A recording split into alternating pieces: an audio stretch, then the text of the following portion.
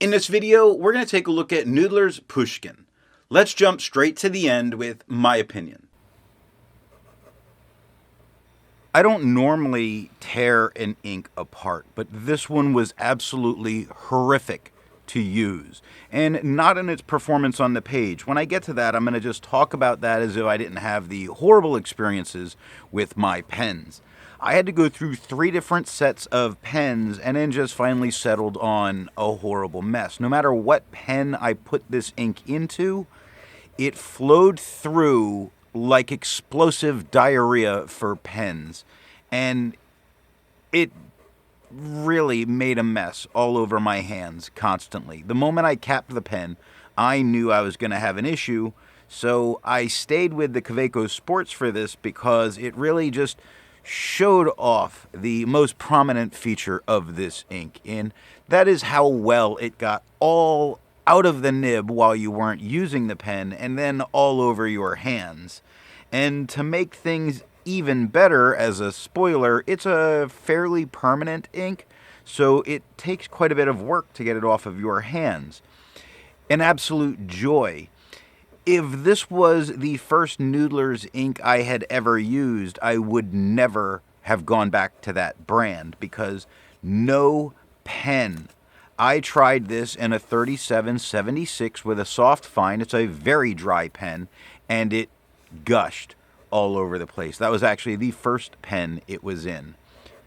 I hate this ink, and if somebody gave me a bottle of this ink, I would use a pen, cut out their eye, and drain the bottle into the empty eye hole, because obviously they're an enemy. Little strong, sure. I don't like it. Let's just say that. Let's go nice and... no, sir. I don't like it.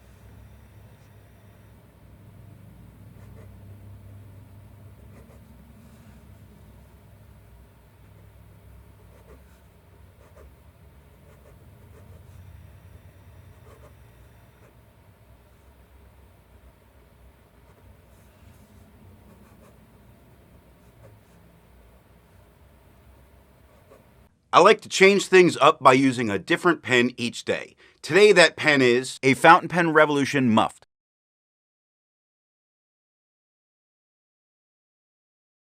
It's inked up, used for a day, and used to take the notes for this video. To see how I arrived at that opinion, let's take a look at the first writing sample done on Clairfontaine. Looking at the medium nib, there's no feathering. There's no spread. There's no shading. Now, this, I don't know if it's advertised as a permanent ink, but permanent inks tend to be a bit duller, and this is kind of a dull-looking green as it's there. It's not a horrible color in itself. I think it is going to be the nicest tone that we get from this medium pen.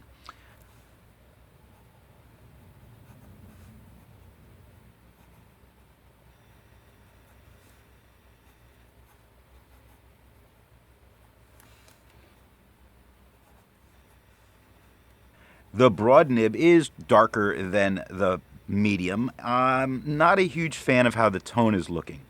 It doesn't feather, it doesn't spread, it doesn't shade.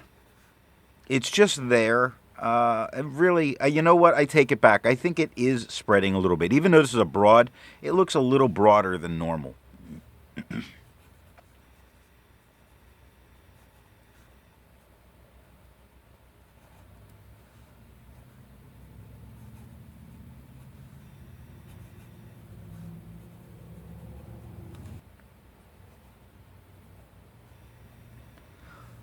Looking at the stub nib, there's no feather, no spread. There is a little bit of shading that does show up every now and then, so it's doing that fairly well. It's about the same tone as the broad, and it's just kind of there. It doesn't come across as anything special to me. Not in the writing, anyway.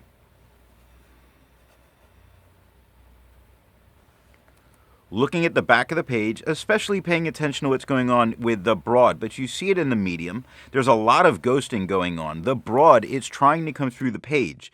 Luckily, it didn't. This is a rare thing. I don't like this ink. To have a range of experience, all of the writing samples are done with A Kaweco Sport with a medium nib.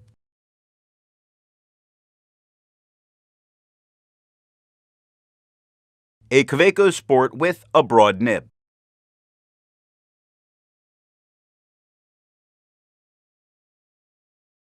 A Kaweco Sport with a 1.5 stub.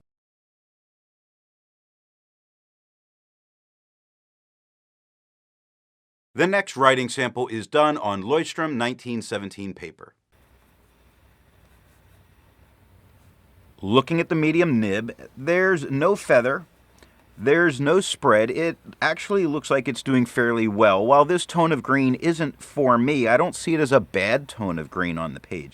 I actually think the fact that it's muted and rather just there, it's not bad. It just makes me think that I was writing with something other than a fountain pen.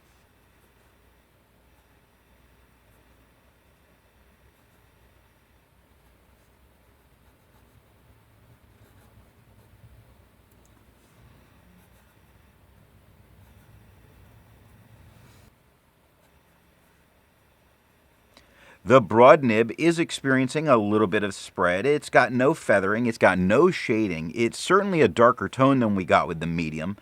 This isn't bad. Again, this paper, it's not really for it. As a tone, I wouldn't call it bad. I wouldn't call the entire of the performance bad.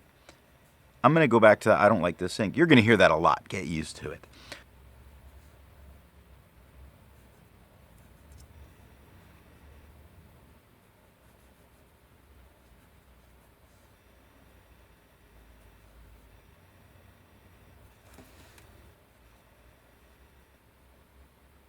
The stub nib has no feather, no spread. It has no shading. It's lighter than the broad, quite a bit lighter than the broad. It's only a slight bit darker than the fine. I would call this overall at this point fairly good.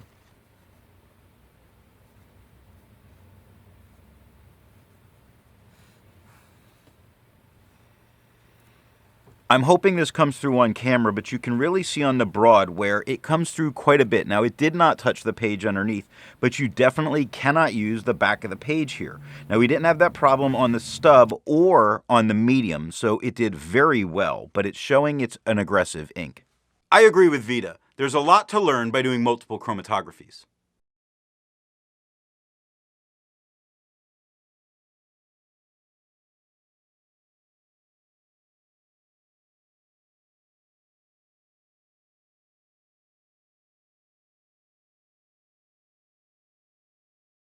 The next writing sample is done on a WritePad's reporter pad. Looking at the medium nib, I think this is very nice in how it's looking, despite there's going to be a little bit of flaws.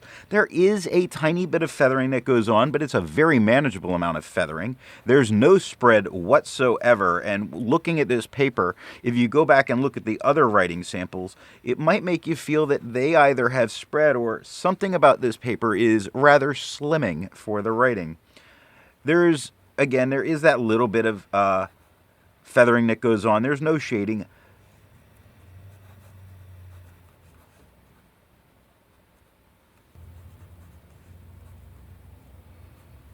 The broad nib is much darker than the medium. There is about the same amount of feathering. It's really tiny, really manageable. There is no spread. There is no shading. I actually like this darker tone here with this kind of off-whitish paper in how it's looking.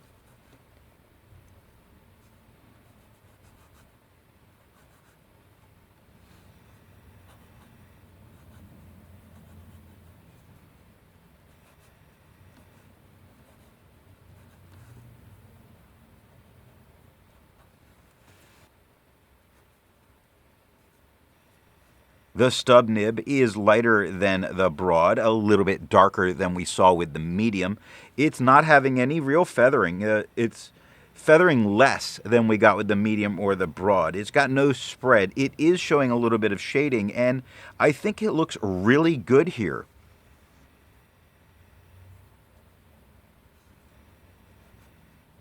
The unfortunate part, and I'll point it out, but I had to circle the spots on the page underneath where it did corrupt the next page. And when we see the amount of ghosting that's going on, we see that in the broad and a bit in the medium, it really did start to come through. So you have to write fast on this paper. Resistance tests are done to see how this ink can be expected to perform on the page, and more importantly, how hard it may be to clean from your pen. This smear is allowed to dry for 3 days before testing it. And here we see the results of the resistance test.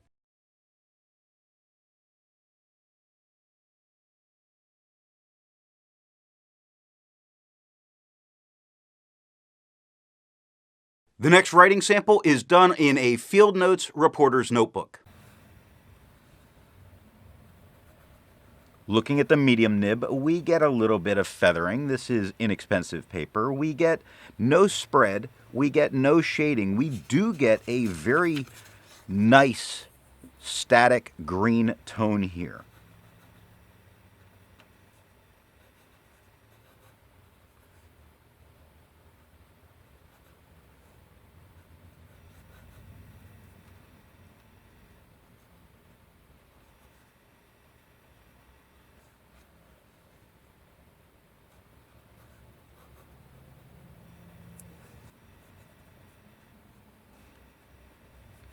Now the broad nib is quite a bit darker than the medium. It does feather. It doesn't really spread. It's a true broad.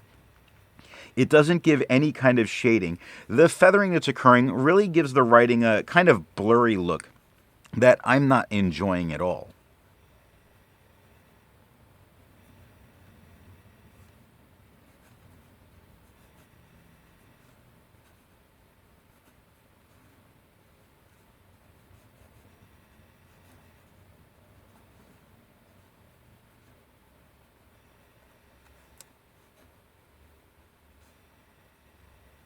The stub nib has no feather, no spread, a little bit of shading. Truly, probably one of this or the medium on this paper, I think, looks very good in how it's writing because I'm ignoring how it works in the pen. I have to bring it back up because it was bad.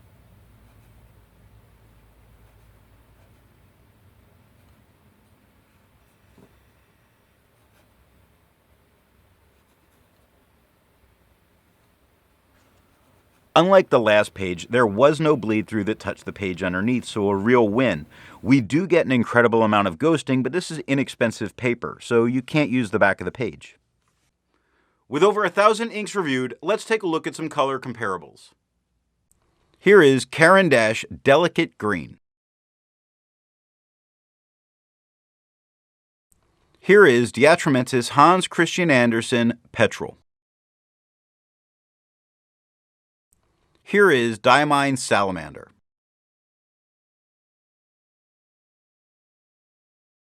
Here is Diamine Tropical Glow. The next writing sample is done in a Portage reporter's notebook.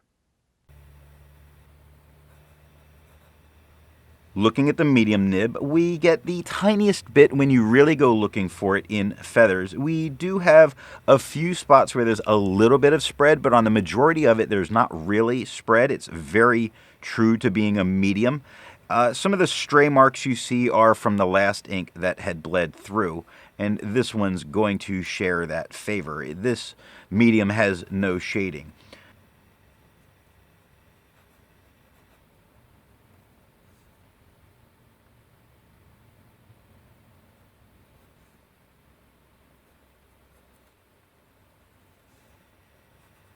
The broad has more feathering.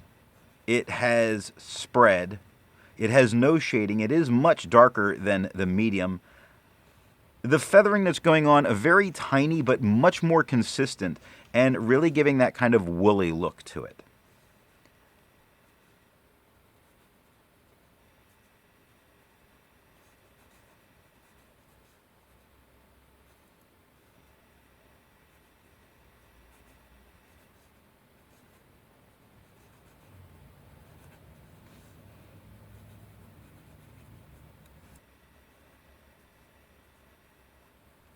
The stub nib, on oddly had skipping a couple problems, and this is the only place where it really occurs. So I don't know if it happened to be that combination. The writing itself is pretty good with no feather and no spread, no real shading coming through, but I consider how it's doing here fairly good so far.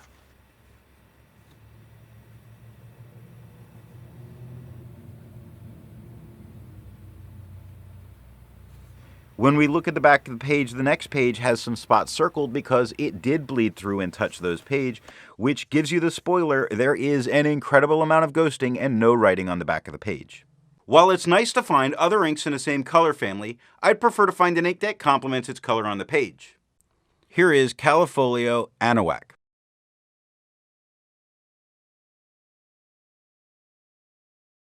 Here is Diatramentis Charles Dickens Cement Gray. Here is Papier Plume Sepia.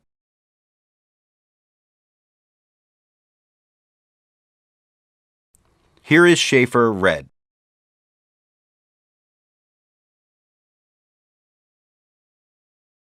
The next writing sample is done in an Office Depot reporter's notebook. Looking at the medium nib, we get really almost no feather. So here it's doing very well. There are a couple little spots you can spot with some tiny feathers. Super manageable in how this is on this very cheap paper. There's no spread, there's absolutely no shading, and none of those are expected here.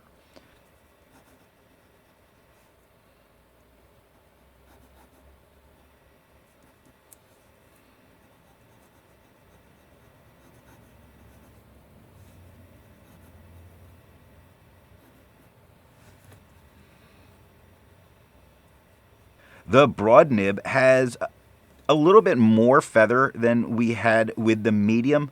It's a little bit wetter in its writing, so that can be expected. There is a tiny bit of spread, but very little at all. I would actually call this, again, a very good performance on this paper with this ink. Now, there's no shading whatsoever here. It's much darker than we saw in the medium.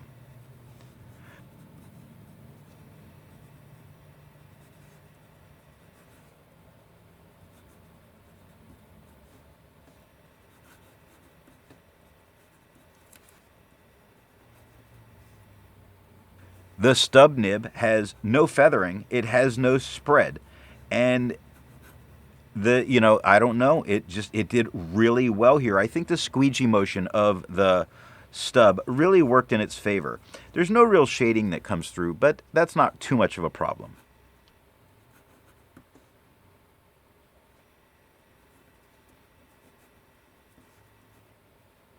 Looking at the back of the page, I just have to show you this next page. There is no bleed through touching the page underneath. I was expecting tons. But when we look at the ghosting, we naturally get a lot of ghosting, and you can't use the back of the page with any nib with this ink. So what nib and pen do I think is going to give the best writing experience with this ink? I really did put a lot of thought about what pen I would want to put this ink into to get the best performance out of it. And what I've decided is it needs to be somebody else's pen. Not your pen, not my pen. Maybe the pen of somebody who I want to just spend all of their time washing their hands because the ink gets all over the place, and then cleaning up their desk. That way, they don't get anything done. Don't give it to your enemies. They're not going to trust you, and this is just going to be too obvious. But give it to someone you don't like, or that you want to not like you, so that they won't come around. Perhaps that person that's just very annoying. Give them this ink, and they'll stop coming. Their pen, not yours.